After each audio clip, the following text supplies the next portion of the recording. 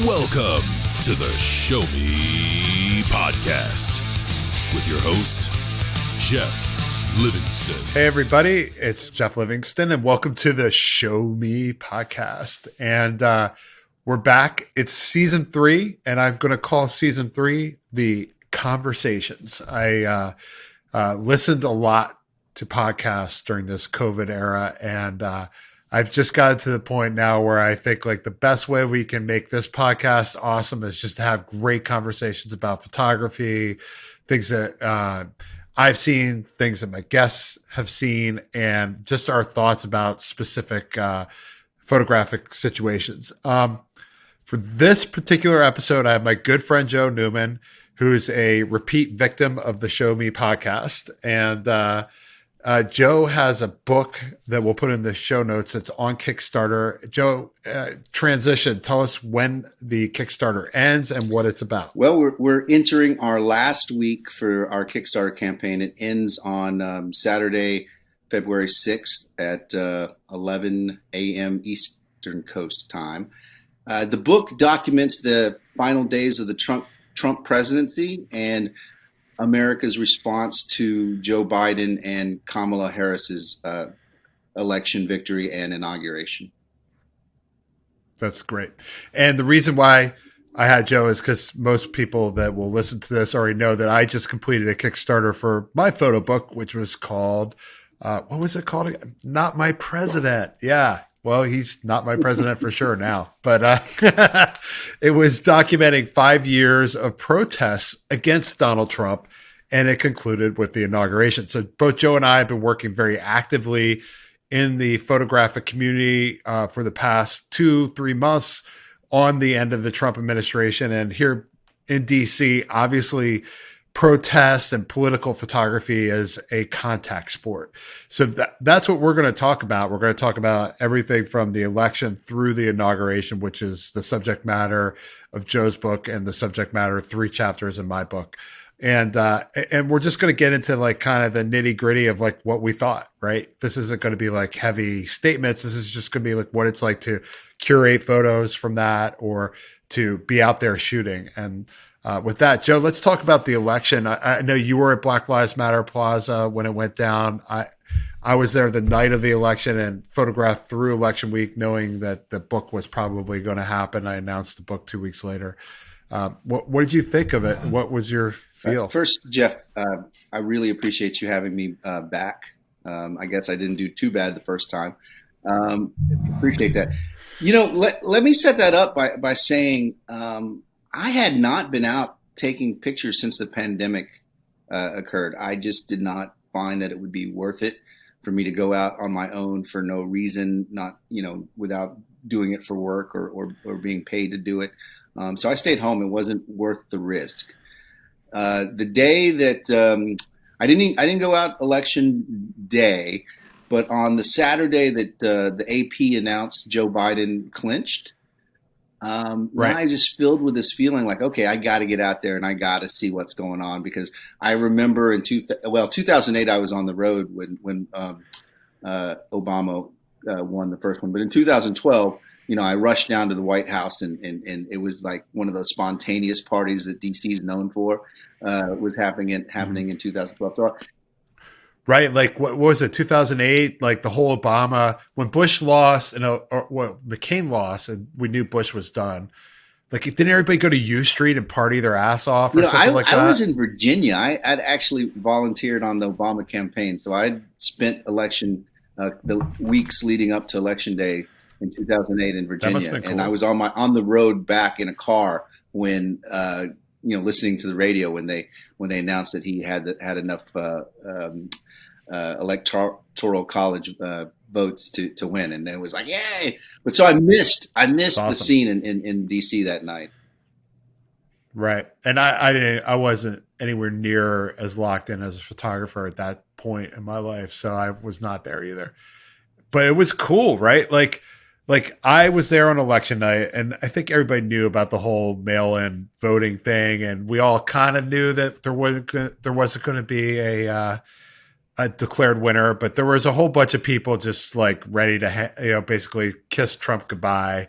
down there. You had the refuse fascism folk, which are called Antifa, but really aren't Antifa or whatever. We could probably get a whole segment on that.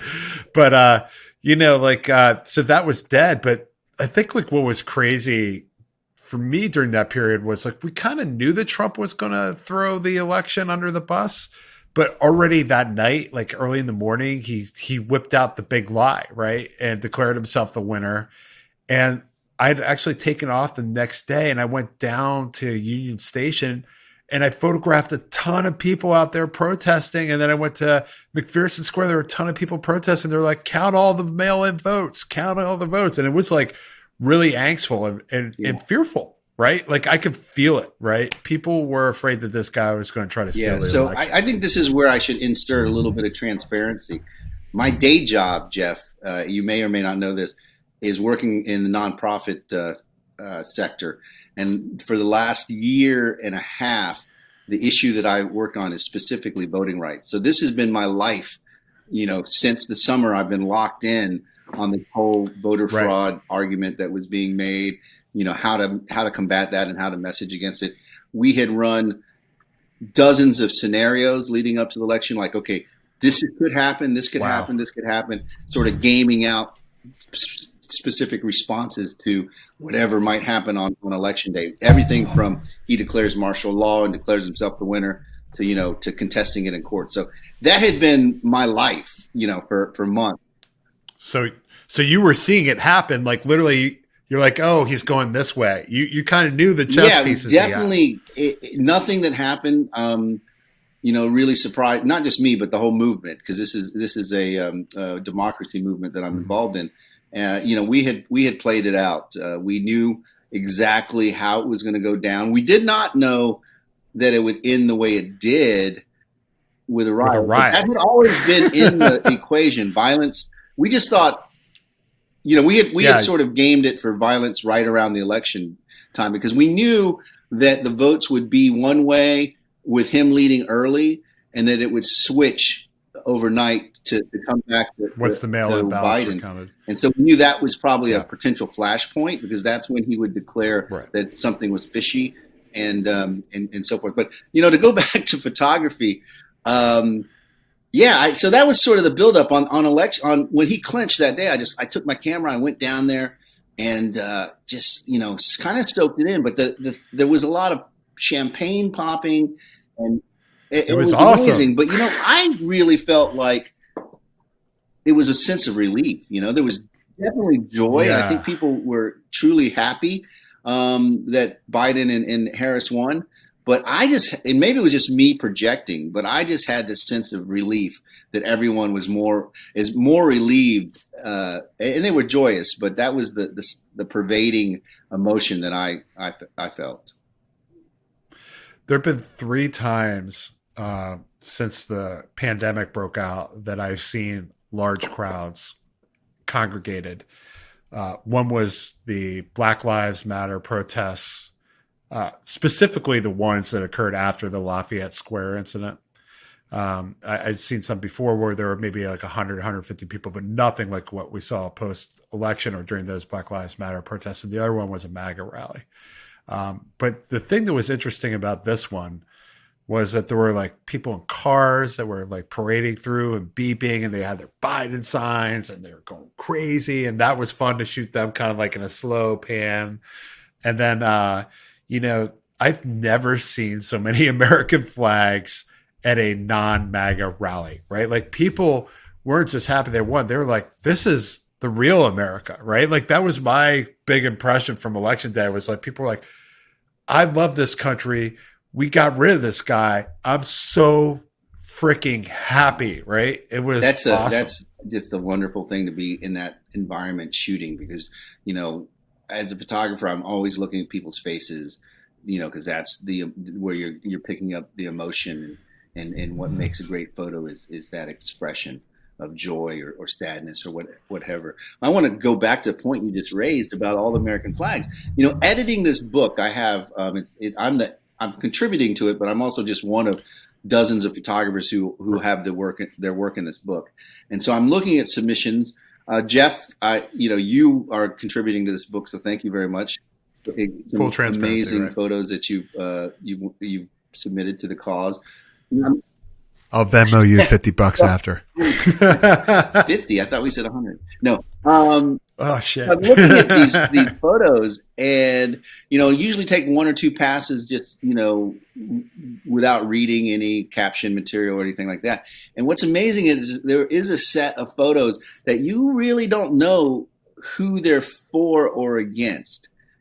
Because of the sort of the flag imagery. You're like, okay, typically you're going to think that might be sort of the MAGA person, right? Patriots. Yeah. But it's not always that case. And I saw there was one where a person is standing there with a sign that just says something like "so much corruption." Okay, and you're thinking about that from your political perspective. I'm thinking, okay, this image is a anti-Trump image.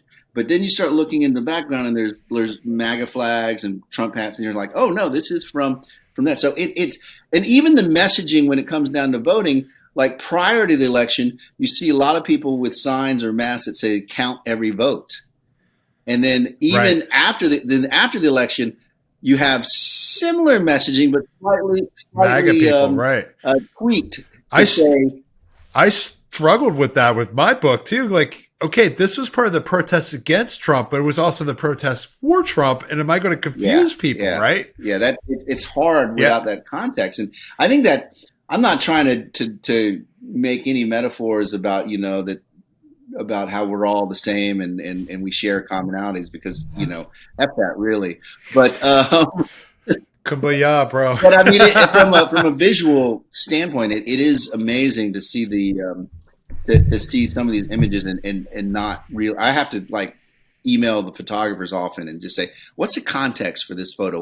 What was actually happening here, and that's one of the great things about photography, is just that every picture.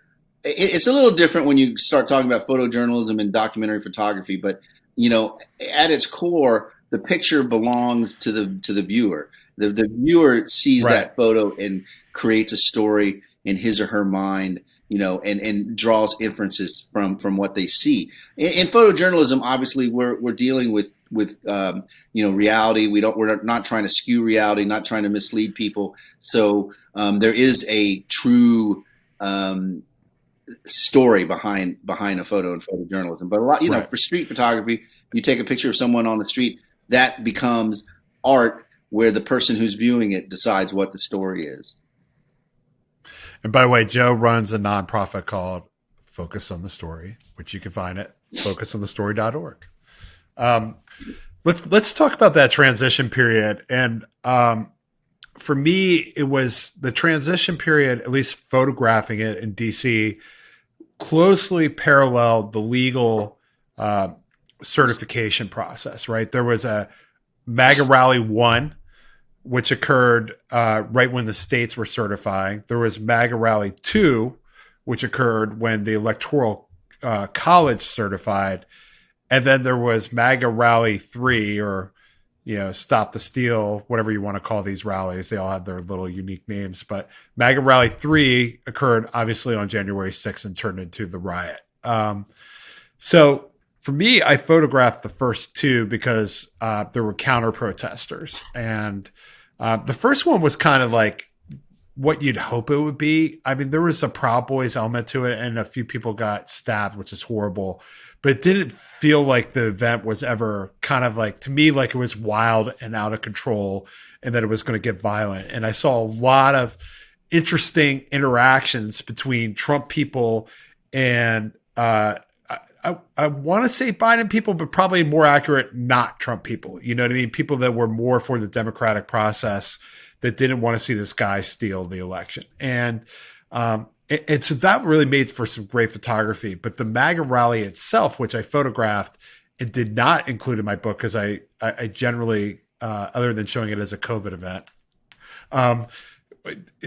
generally speaking, it was really weird. There was a photo I took of a woman that was like with this QAnon crazy shit. And I think I may have submitted that to you. And then, it was just, the crowd was massive. Nobody was wearing masks. And, while we kind of have this expectation for a ruly crowd in DC, even when we do have contested protests, that showed me like how unleashed these people were, how wild they were. And MAGA Rally 2 was scary for me personally. And I photographed these Proud Boy troops. I had numerous packs of them that I photographed, and got into conflicts with a couple of them. One guy basically, and I put a video of this up on my Facebook, literally like walked me down the street trying to pick a fight and beat the shit out of me. And, you know, as soon as I stopped in front of a police car and said, "Come on over," he's like, "Oh, no, you're a coward. You're standing in front of a cop car, man." And the whole time he's yelling at me, "You wanted to defund the police." I'm like, "I don't want to defund the police. I love these guys. You want to come over and talk with me over here?" And that's when he left me alone. But, you know, it was after that event that I decided not to photograph the third one, because I thought it had a high proclivity for violence. I actually blogged about it beforehand. And in addition to that, there were no counter protesters who were the subject of my book. So I was just like, but you had a whole bunch of people that were out there photographing that. And that's really when the transition effort was going. Tell me what you're seeing in the photos from the riot that we haven't seen maybe on TV. It's hard for me to answer that question because I haven't watched a lot of TV. So I'm not sure what has been seen. I've seen... Joe, I like you the more and more we talk. You know, some of the photos I've seen, though, from that were taken by professional photojournalists who were credentialed inside. I don't really have anything inside the Capitol that day. And there's some, I mean, the picture of a guy sitting in McConnell's chair, you know, and it was just, to me, that's an iconic photo that's going to be in the history books. Like, here's the mob sitting in the seat of power.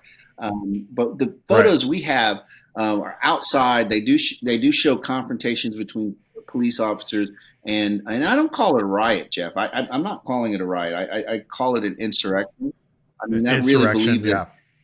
That's the chapter title of my book. As we hear more about it and learn more about it, it really was planned. It really was carried out sort of the way they wanted it to. It wasn't like a spontaneous riot that, you know, it wasn't like a peaceful rally that turned violent. It was from what we're reading, was a coordinated conspiracy to create this action. So, but we have we have an open call for one thing, right? So I have about 20 to 30 DC photographers who are contributing to this book, and who I know and have been working with. But I also did an open call where I said, you know, anybody in the country can submit photos. We'll take a look at them, and, you know, we'll use the ones that sort of fit our narrative, that might have a perspective that we don't have. And I saw one the other day, which is really, and you can find this on I actually have it. I think I have it posted on the Kickstarter page. But there is a police officer standing behind a broken window in the Capitol with a lot of MAGA supporters on the other side of this window. And then to me, I was like, holy moly, I hadn't seen that photo. I've seen a lot of angry people.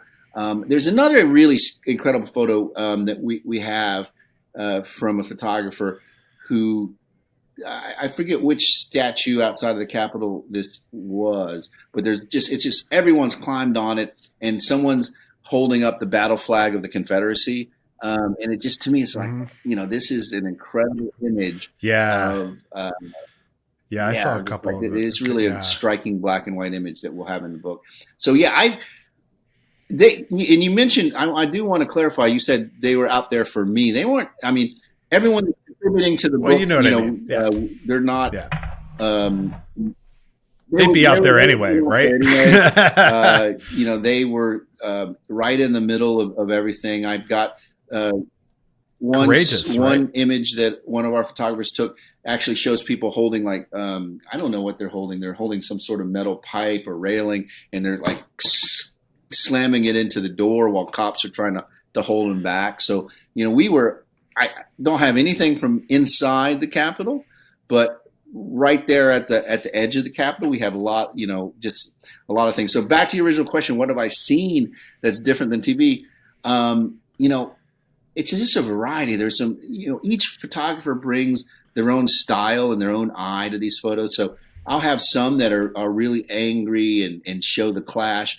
And then there's like subtle photos. One of the photographers just took a picture of a Trump sign on the ground that says "Stand with Trump," and they show the subject in the photo just from the waist down, and they're wearing these red and white striped pants, and it's just a really nice subtle image of sort of the after effect, the carnage of that moment. So I'm really excited looking through these photos, and the the book process, as you know, is something that you can't really rush, and you have to build the narrative. Really, and some really good photos may not make it in the book because you're like, well, how does that fit the narrative? I'm struggling right now. Someone submitted some photos of the reaction of their wife when they heard the news. They're sitting at the kitchen table and she holds up the phone that says Biden, AP announces Biden wins. And then the next image is her crying, that's like on a show of emotion. Because of the insurrection. And I'm like, this is a really good moment. How do I fit it into this narrative of protest photos? I would like to use it, but I'm not sure it fits in the flow. Maybe something will emerge that where I'll be able to use it. But there's a lot of good images that won't make the book, and some images that are not as good as others, perhaps from a but fit the narrative. They help tell the story, right? They help. It's a detail shot, or it's just a shot that sort of builds. Because as you know, when you sequence this book, every page has to be considered. How they face, what's on the facing page, what preceded it, what follows it, because you want to take that reader through an emotional sort of roller coaster, right? You build them up, you 100%. You draw their interests, you change the pace, you use humor and juxtaposition. So it's a challenge because so many different styles of photography here, but it's fun. I really enjoy it.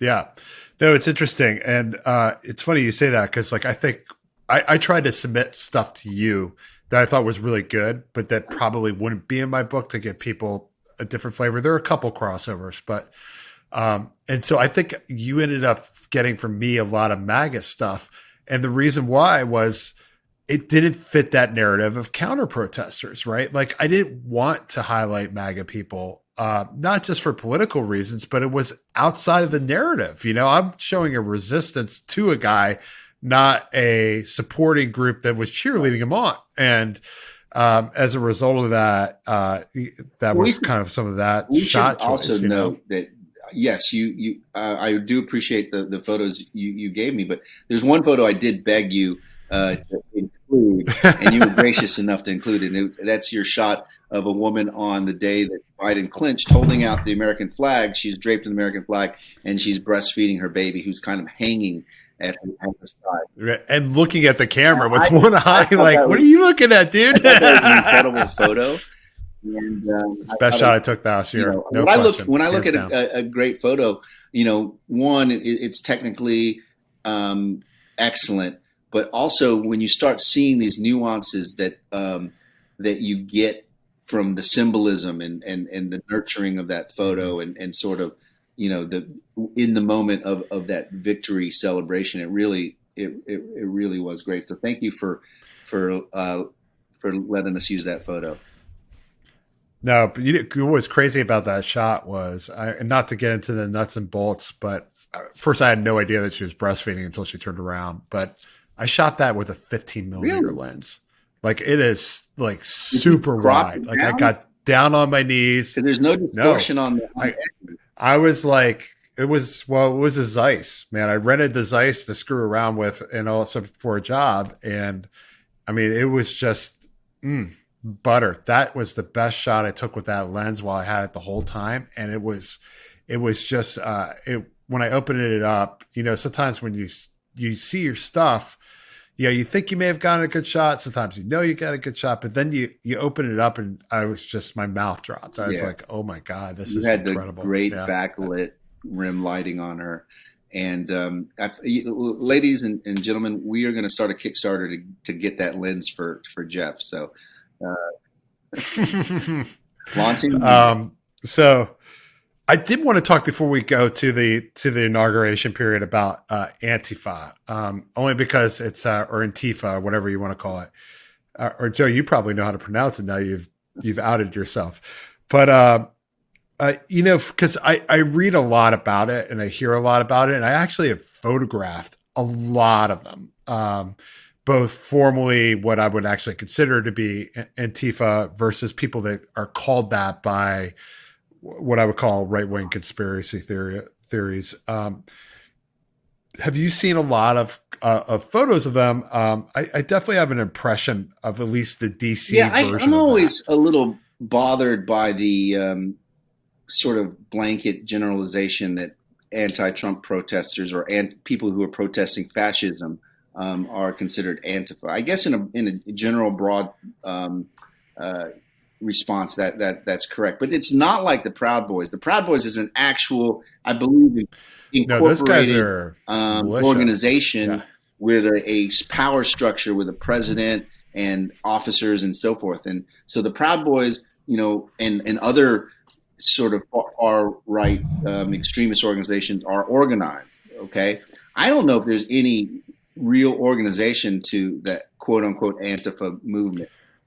I mean, the closest is Refuse Fascism, and I think that they use like fluorescent orange as their color to intentionally not be Antifa, So right? I think that I don't really like throwing that term around and just painting a broad brush on folks and saying they're Antifa. I don't know how to say it, but I saw this. Jeff, we didn't mention that we worked on a book in 2017 called Unprecedented. And that covered the 3 days of the Trump inauguration. And that was a wild scene with protesters and so forth. But we probably had people who were considered Antifa for the months prior to the inauguration.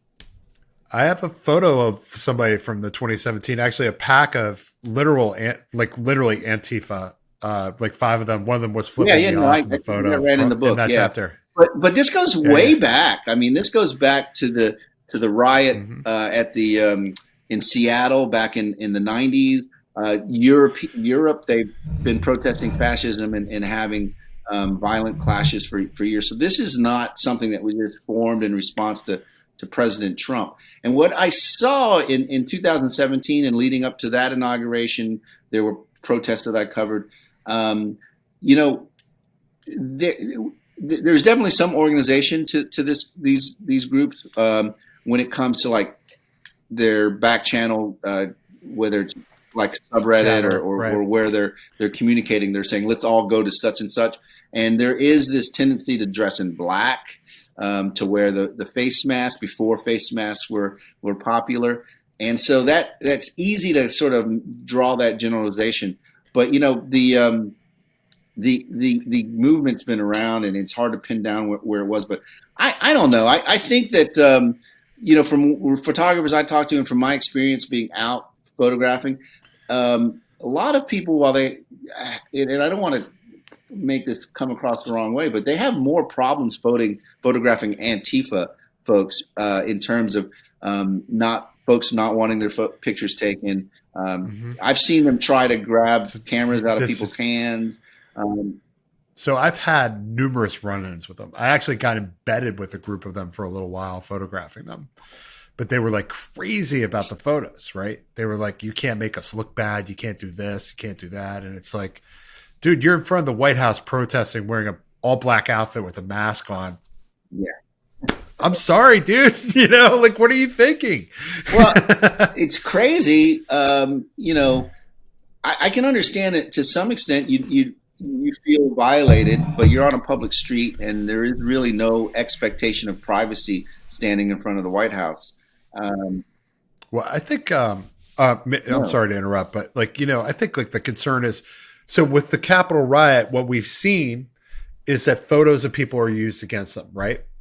Like they're used to hunt them down. And what I heard from them was that they were afraid that they would be persecuted for resisting. But that being said, I had a lot of interesting conversations with people that I don't really think they were Antifa, but they kind of like, it was weird. But long story short, I kept telling them like, look, it's protected by the First Amendment. You're out in public in very political situations protesting. So if you don't want to be taken advantage of or have people come down on you or be seen, that you shouldn't be out there. It's really that easy. I mean, there's just no, I don't get the logic that I'm going to show up. I have another photo in the book around the Charlottesville protests where a woman's literally carrying a red flag that says Antifa on it. And, you know, she got really mad at me and got in my face about photographing her. And she's literally in Lafayette Square on Pennsylvania Avenue doing that. And they were like, you have to delete that. I'm like, there's no way I am deleting this photo.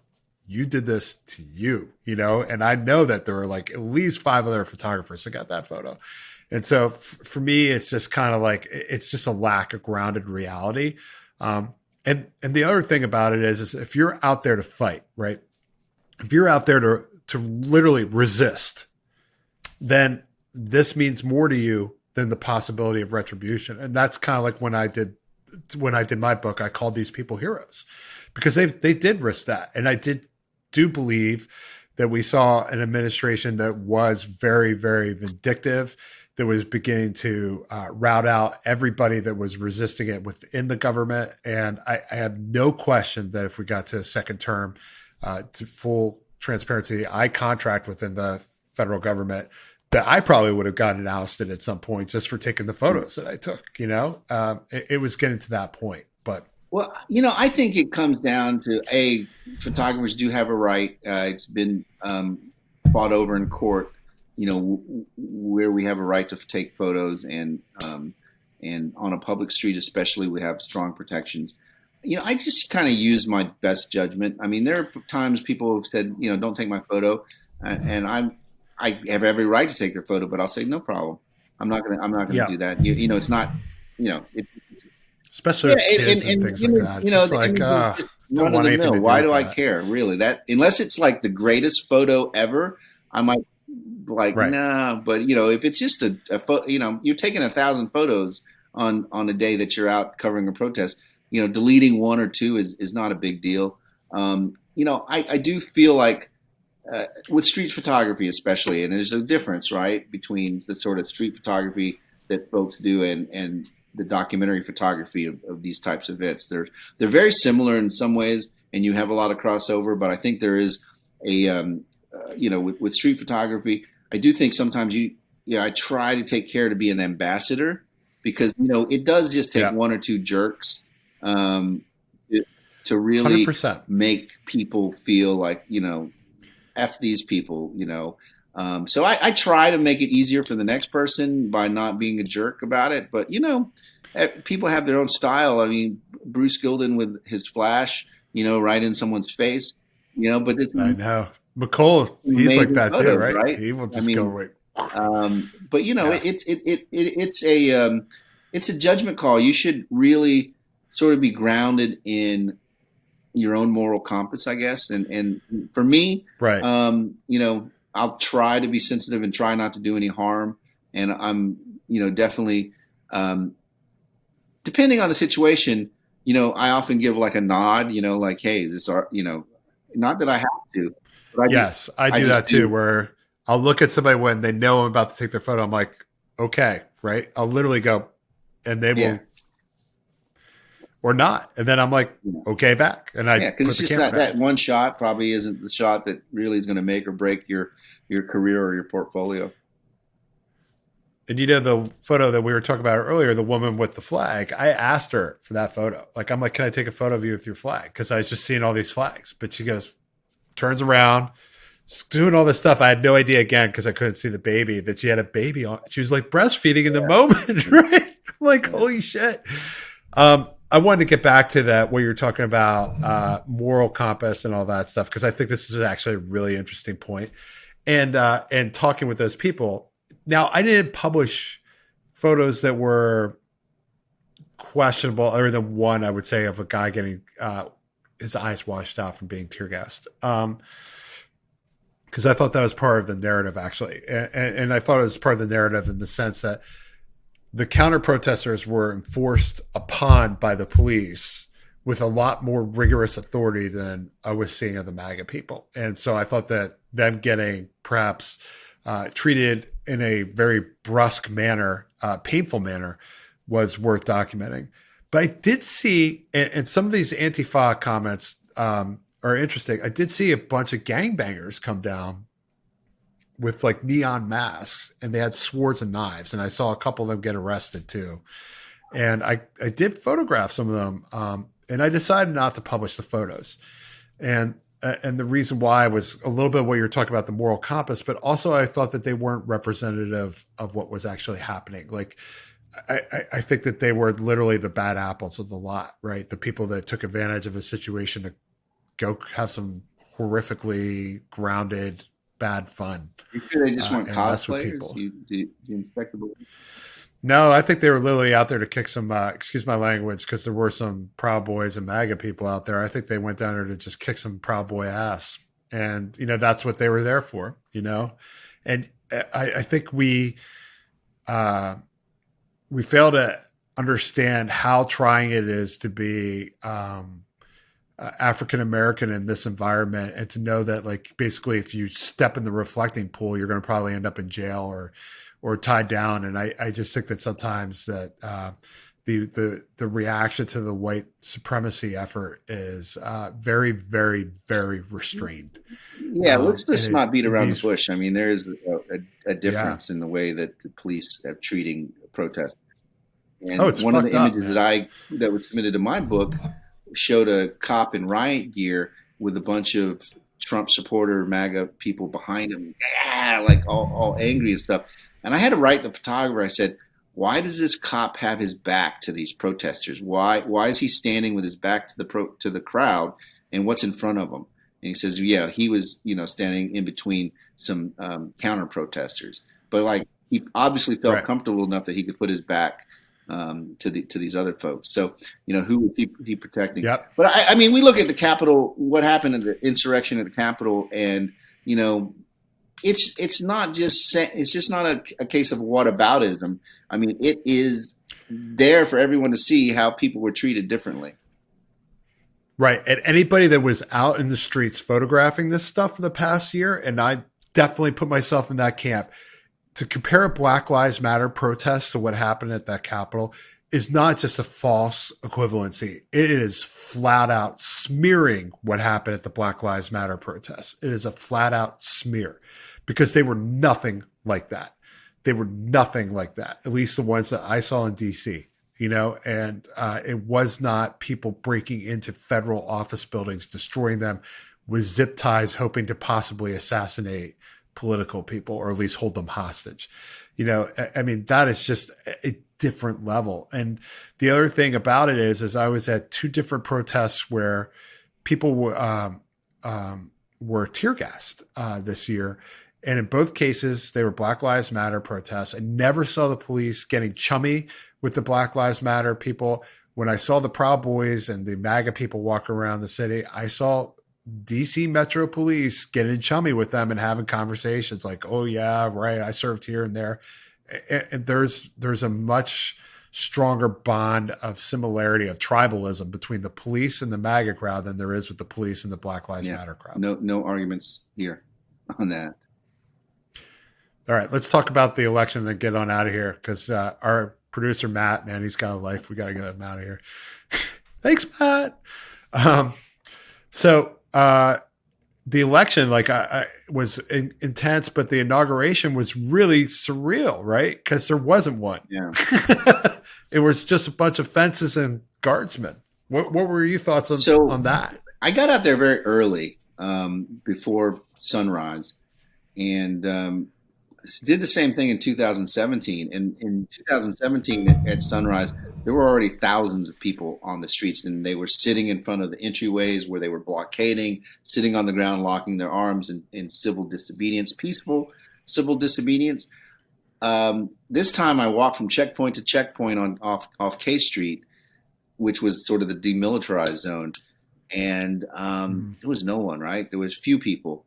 One woman right around 9 a.m. came through with a bullhorn, and she was like yelling anti-Trump stuff and so forth. But she was the only person. And then a few people started coming in as the day got on. But for the most part, people stayed away. But the imagery of razor wire and fences and National Guardsmen and armored vehicles. Intense, right? Sort of really was jarring to me. It really threw me for a loop. And then just the emptiness of the town, having been through a couple other inaugurations, I just was like, this is crazy. This is, how is this happening today? Or why isn't, I think people were scared, rightfully so, about the threat of violence. But I really thought, like in DC, we'd have sort of that spontaneous dance party thing break out, which the city is known for. And, I was down by the Capitol right around the inauguration time, and there was a crowd sort of at one of the barricades. And I would probably say no more than 150 to 200 people were there. And, that's a drop in the bucket of what we saw, protesting or celebrating or protesting in past inaugurations. So it was surreal. I think you just have to use that word. It was not something that normal that no. you would expect to see. And what about the lights were cool though? Like the lights from the mall that were coming up at night, those were fun. And then, what was the shocking thing about the inauguration was the fireworks, right? Like if I had known that was going to happen, I would have been out there, man. I would have had the tripod, like, come on, let's get these, I got right? No submissions of fireworks. Nobody knew it was coming, one person right? submitted in the open call a photo of fireworks. But this is a crowd of photographers where a lot of them are people like yourself who take pictures of fireworks. So I was really surprised that we didn't get any. So I didn't know. I heard the booms at night, and I was like, oh, is that gunfire? Is that fireworks? Okay, that makes sense. But I didn't know that it was a staged sort of celebration like that. So yeah, we didn't get that shot. And it made like between that and the lights and the flags, right? Nobody kind of knew about those various elements. It kind of made it seem like some of the shutdown was to protect the process, but some of the shutdown may have been to kind of throw those kind of surprise like left hooks at people, and that was insane. I have no idea. I didn't watch the actual inauguration on TV because I was out, photographing. I'm just taking everyone's word for it that it actually happened. So you say it happened, Jeff, it happened. Right. Yeah. No, I definitely found the same thing. And, I got to the point with it where, and I'm kind of there now where I can't go back into the city and look at people in National Guardsman gear and razor wire. It's just disturbing to me. And I did photograph it frequently and often for the book to get that enough shots to actually have an educated, nice chapter. But it was upsetting. Yeah, I really feel like, it's a very partisan statement in one respect, but I really feel like we got our city back on January 6th.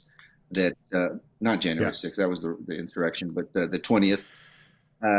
It felt like, okay, this interloper has left us. And the one shot that I really wanted from that day, and actually the reason I got up early was to perhaps get at the helicopter leaving. I didn't get it, but some people who contributed to the book did get the helicopter taking off, and I not that there's any symbolism to that at all. That's what it is. He's leaving, but to me, that's just a moment like, see ya, get out of here. Thank God.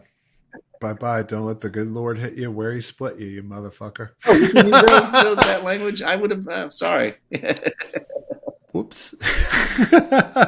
Excuse me for a little bit of, yeah. So, Joe, one more time, the book, let's get people to, visit your Kickstarter page before the thing's over. It ends on February 6th. Yes, it's called Transition. If you go to my website, focusonthestory.org, you'll find a link to it. But you can also go to Kickstarter and search Transition. Yeah, the book is funded. We've reached our funding goal. The book will happen. So I don't need you to go out there and make this book happen, so to speak. But it is going to be the only place where you can get a copy of this book, because I'm not I've been through a couple of these books before, and I'm just not going to print up a bunch of extra ones because I don't have the storage space in my house for boxes and boxes of books.